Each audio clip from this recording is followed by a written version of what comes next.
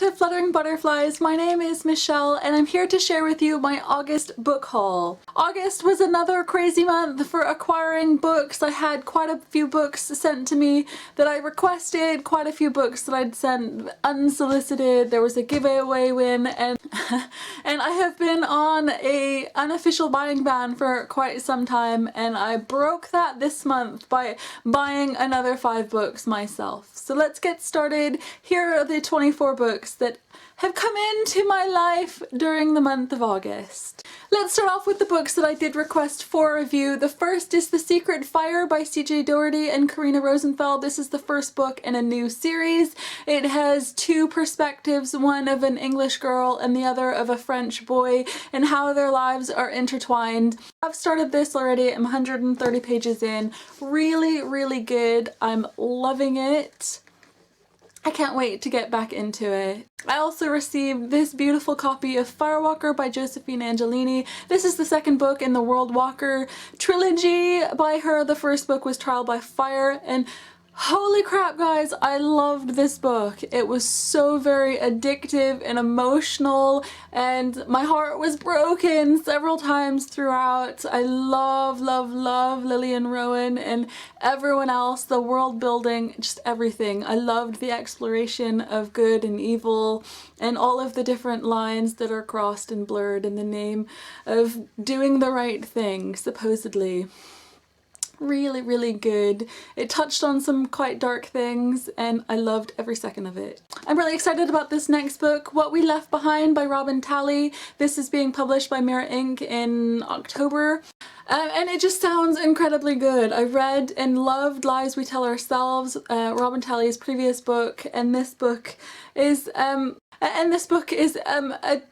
exploration of gender and sexuality, and just I'm so very excited to be reading this book very soon. I'm sure I'll be talking quite a lot about it in the upcoming months. And along similar lines, I have All of the Above by James Dawson. This is his new one.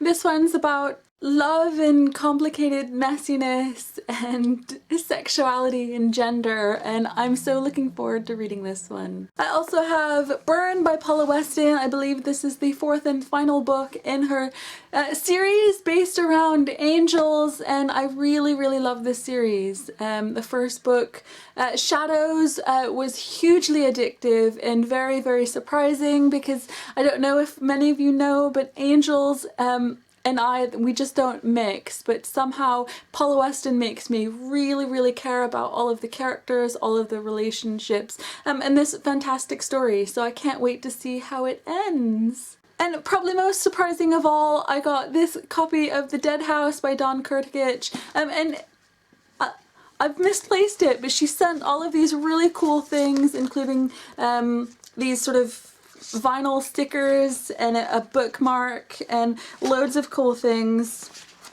My copy is signed, and look at the edges and the artwork surrounding this book. It is such a pretty book, and this is the book that I'll be reading next, so look out for my thoughts on this book very soon. And thank you, Dawn. Now on to the books that came to my house for review, unsolicited. The first is A Hollow in the Hills by Ruth Frances Long. I believe this is the sequel to A Crack in Everything, which was sent to me a while back, and it's a paranormal adventure story, I believe, set in Dublin, and that's the sequel. I really love the cover.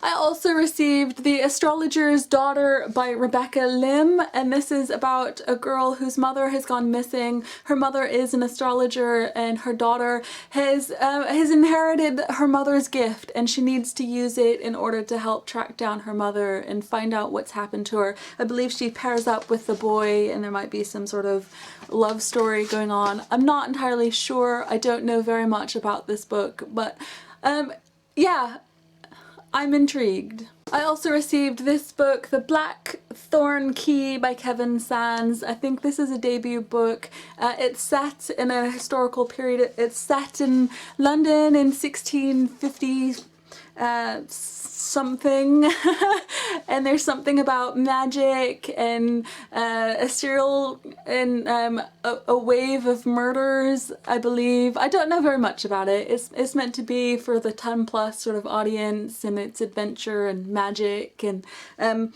all sorts. It's supposed to be really good. It sounds really good. I also received The Tattooed Heart by Michael Grant. This is a Messenger of Fear novel. I haven't read the first. I've not read anything by Michael Grant previously, but I might have to give him a go eventually. Convince me, guys. Let me know in comments. Should I attempt one of his books? Which one? Let me know. I also received another proof copy of The Curiosity House, The Shrunken Head by Lauren Oliver and H.C. Chester. I have a different copy of this same book somewhere else, so I might be giving that away. Check my Twitter sometime soon. Finally, a book I'm really excited about, and it's George by Alex Gino. I love the simplicity of this cover. I've heard absolutely amazing things about it already. Trying to read this one. Thank you so much to Scholastic. A couple of weeks ago, Hotkey announced that they are moving offices and they had a lot of proof copies to give away. They did a giveaway on Twitter in which if you sent in a copy of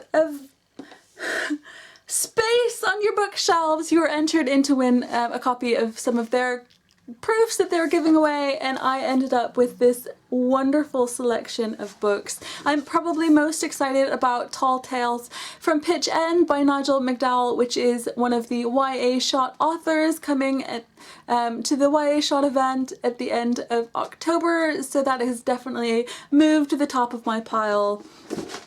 I also got It's Summer Secrets and Sapphires by Layla Rashid, Who Defied the Stars by Catherine Marsh, by Monica Hess, Friday Brown by Vicky Wakefield, and Angel Dust by Sarah Moosey. Thank you so much, Hotkey. I hope the move went well.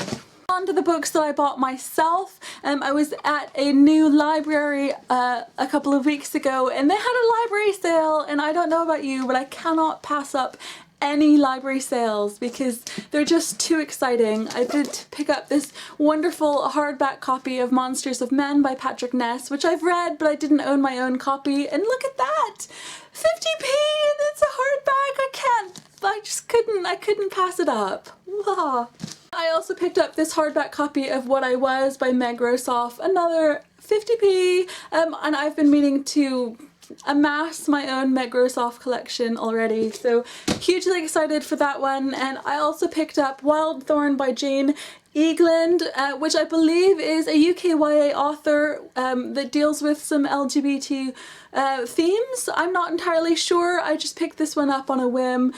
Who can resist for 35p, right? Not me. And because I was on kind of a roll on that same day, I also went into a Waterstones and I picked up Night Owls by Jen Bennett because I've been hearing amazing things, and I also picked up Red Queen by Victoria Aveyard because, again, I've heard amazing things. I don't know very much about either one of these books. They were complete impulse buys, but we'll see how we get on with those. So that's it for me today. Here are most of the books that I received for review or bought myself or won in a giveaway during the month of August. Thank you so much for watching, and I will see you again next time.